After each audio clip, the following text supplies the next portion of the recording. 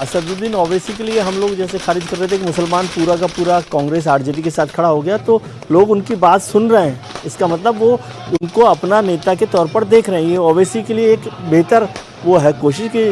जी बिल्कुल, लगातार वो लड़ाई लड़ रहे थे, और पिछली बार जो लालू जी ने किया, मतलब आरजेडी ने किया कि उनके एमएलए सारे मर्ज कर लिए, उसमें शामिल कर लिए, उसके बाद भी, और इस बार उनके कहने पर भी उनको शामिल नहीं लिया उसमें गठबंधन में। तो ये लड़ाई लड़कर अब तो देखिए वो क्या क्या कहेंगे तेजस्वी यादव, वो क्या क्या सुनाएंगे। और सौरभ जी, मैं इसका थोड़ा सा और विस्तार कर देता हूँ।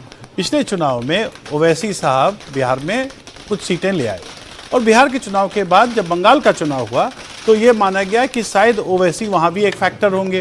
वो ओवैसी वहाँ फैक्टर हुए नहीं, और जब वो हुए नहीं तो सारी जगह मैसेज ये चला गया कि शायद ओवैसी और ओवैसी के एमएलए भी राजद में चले गए।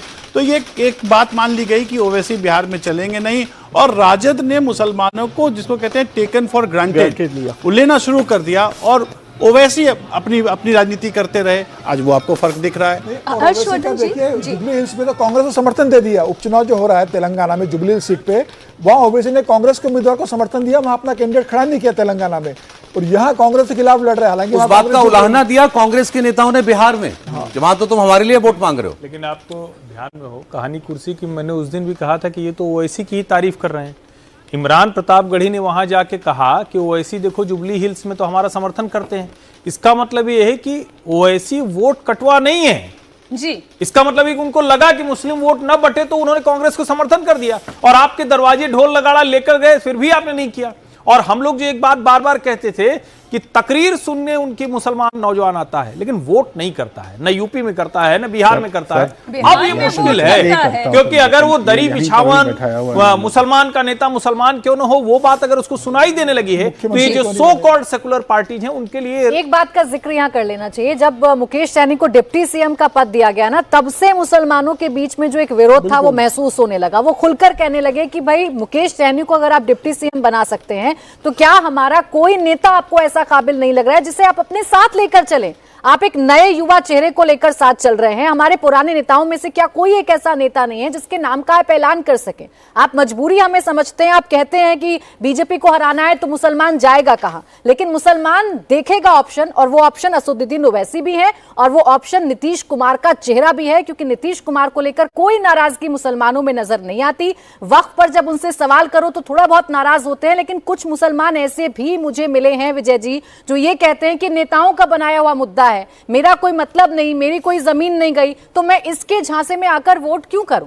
लेकिन मैं इसको एक लॉन्ग टर्म रिपरकशंस के तौर पर भी देखता हूँ, चिंता के तौर पर भी, कि 75 साल में ये शायद पहली बार हो रहा है। मतलब मौलाना अबुल कलाम आज़ाद को छोड़ दें हम, तो आज़ादी के बाद से पहली बार हो रहा है कि मुसलमान अपना मुसलमान नेता चुनने की एक्सरसाइज में थोड़ा सा आगे बढ़े हैं।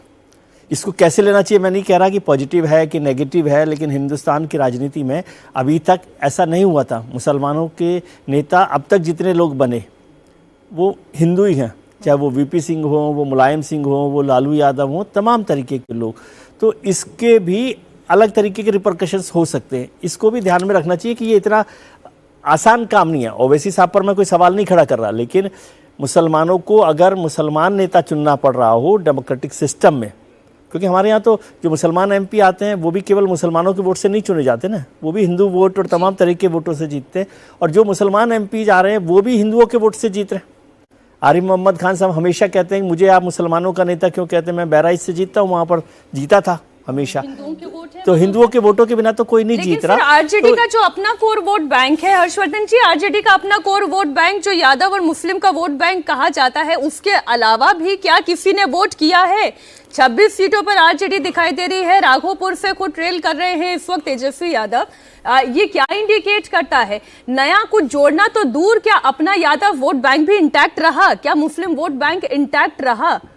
नहीं, मुझे लगता है कि ये तो हुआ है और अब इसको मानना पड़ेगा।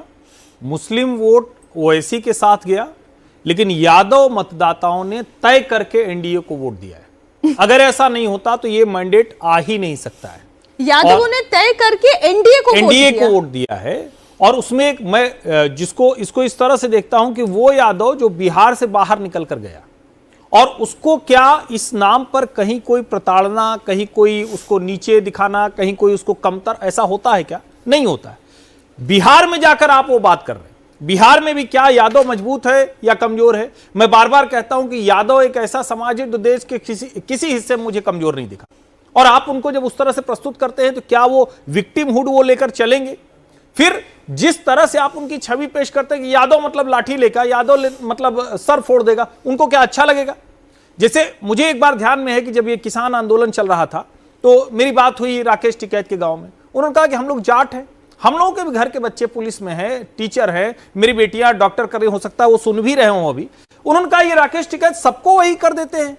अरे ठीक है, मतलब महेंद्र सिंह टिकैत थे तो हम लोग सोचते थे कि हमारा जमीन हिस्सा, अब आप उसको उस तरह से दिखाते हैं। मुझे लगता है ये जो थोड़ा सा एक इमेज यादवों की उस तरह से बनाने की कोशिश की, वो टाइम चला गया। मुलायम सिंह और लालू यादव वाला टाइम गया है। अगर कास्ट वाइज इस तरह से थोड़ा सा और समझते हैं प्रोफेसर साहब, ये कुशवाहा वोट ऐसा लग रहा है, कोयरी वोट है, कुर्मी वोट है, ये पूरी तरीके से इंटैक्ट होकर नीतीश कुमार के साथ साथ है। जो पासवान वोट भी है 21 सीटों पर अगर एलजेपी आगे चल रही है, इसका मतलब ये है कि पासवान वोट भी जो 5-5.5% का है, जो अभी मैं वोटर टर्नआउट देख रही हूं या वोट टर्नआउट में मतगणना में जो दिखाई दे रहा है, वो भी पूरी तरीके से इंटैक्ट दिखाई दे रहा है एलजेपी के साथ। जीतन राम मांझी की पार्टी 6 सीटों पर चुनाव लड़ती है, 5 सीटों पर लीड कर रही है। इसका मतलब यह है कि मुसहर जाति भी उनके साथ बिल्कुल इंटैक्ट है, और वहीं दूसरी तरफ महागठबंधन में पूरा बिखराव है। बिल्कुल, महागठबंधन की कई जो गांठें थीं वो गांठें कहीं कहीं खुलती रही हैं, वो तो बिल्कुल स्पष्ट है। देखिए, जब आप कोलिशन की राजनीति करती हैं, और कोलिशन की राजनीति का मतलब मैं सत्ता और सरकार से नहीं कह रहा हूं, जब आप एक गठबंधन बनाते हैं, एक प्लैंक बनाते हैं, तो उसमें आप अलग अलग जो अवयव हैं उसको उसके अनुपात के हिसाब से रखते हैं। तो दोनों ही जो गठबंधन थे, चाहे एनडीए हो या महागठबंधन हो, दोनों में इस प्रकार के कास्ट बेस्ड अवयव हैं।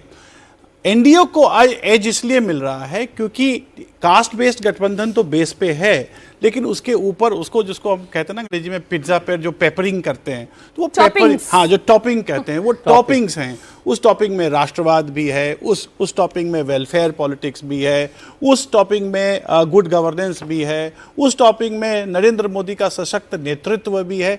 तो मैं जैसे कहता हूँ ना, क्या नहीं है, गाड़ी, बंगला, वोटर, माँ भी है साथ में, तो हर चीज उसमें है।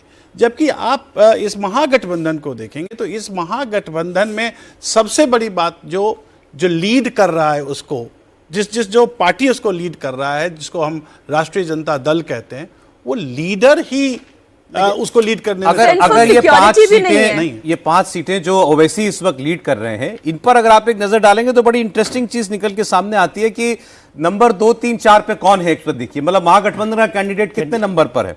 जोकीहाट की सीट पर महागठबंधन का कैंडिडेट चौथे नंबर पर चल रहा है। नंबर 1 पर एआईएमएम, दूसरे पर जेडीयू, तीसरे पर जनसुराज, चौथे पर आरजेडी चली गई। तो ये है मुस्लिम वोट के बंटने की कहानी, या महागठबंधन पर मुस्लिम वोट का भरोसा।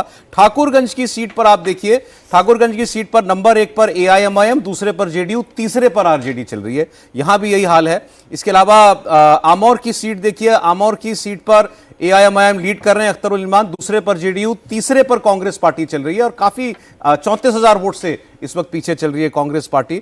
और ऐसा ही आपको जो है ये 22 की सीट है, इस पर अगर देखेंगे तो AIMIM number 1, number 2 Bharatiya Janata party, और नंबर 3 राष्ट्रीय जनता दल 18,000 से ज्यादा वोटों से पीछे चल रहा है। मतलब ओवैसी जी और प्रशांत किशोर जी इस चुनाव में वोट कटवा नहीं रहे। प्रशांत, एआईएमआईएम ने अपनी 4-5 सीटें जीत ली ना, और प्रशांत जी को तो वोट मिला ही नहीं, तो दोनों लोग वोट कटवा नंबर उस पर थे, मतलब मोटे तौर पर वो भी वोट कटवा नहीं रहे, मिले ही नहीं। तो नहीं, बिल्कुल ठीक। हाँ, ठीक। तो बाकी अभी एक्चुअली इलेक्शन कमीशन की वेबसाइट पर, क्योंकि प्रशांत किशोर की पार्टी का अलग से वोट का टैब दिख नहीं रहा है, तो हमको ये पता चल जाए कि उनको वोट कितना मिला है। अभी सीट तो नहीं आई है, अभी कहीं अदर के रंग में होंगे, अदर्स में कहीं खोए हुए होंगे। लेकिन एक बात जो मतलब लगातार होगा, क्योंकि जनसुराज पार्टी रजिस्टर्ड पार्टी नहीं ना, तो उसको अदर्स में डालते हैं। रजिस्टर्ड पार्टी यदि होती है स्टेट की तो उसको अलग से मार्क किया जाता है। लेकिन एक बात जो हम लोग बार बार कहते हैं, अब वो कम से कम उस पर थोड़ा और गंभीरता से चर्चा होनी चाहिए। किसी भी पार्टी को वोट कटवा कह के आप ये कहते हैं कि जो पार्टियां बड़ी हो गई हैं उसके अलावा किसी को राजनीति करने का अधिकार नहीं, और ये बड़ा गलत है। अगर आप एक तरफ तो कह रहे हैं कि हम मल्टी पार्टी डेमोक्रेसी हैं, और जैसे ही कोई पार्टी आती है नई या कोई पार्टी दूसरी जगह जाती है तो आप तुरंत, हम लोग भी उसमें शामिल हैं। मेरा बड़ा स्पष्ट मानना है कोई वोट कटवा नहीं होता है। हर कोई अपनी राजनीति बनाने, बचाने, बढ़ाने के लिए लड़ता है। उसमें किसी की राजनीति तो खत्म होगी, जिसकी खत्म होती है वो कहता है कि वोट कटवा है, और जिसको लगता है कि ठीक है वो कहता है चलो अच्छा ये बढ़ते रहे। मुझे लगता है वैसे भी अपनी राजनीति कर रहे हैं, प्रशांत किशोर भी अपनी राजनीति कर रहे हैं, और ये जो परिणाम है 2020 से 2025 में, ये तो ये भी बता रहे हैं ना कि आप जनता का भरोसा जीतेंगे तो आप नीतीश कुमार बन जाएंगे, जनता का भरोसा खोएंगे तो तेजस्वी यादव बन जाएंगे। मैंने राहुल जी का नाम नहीं लिया।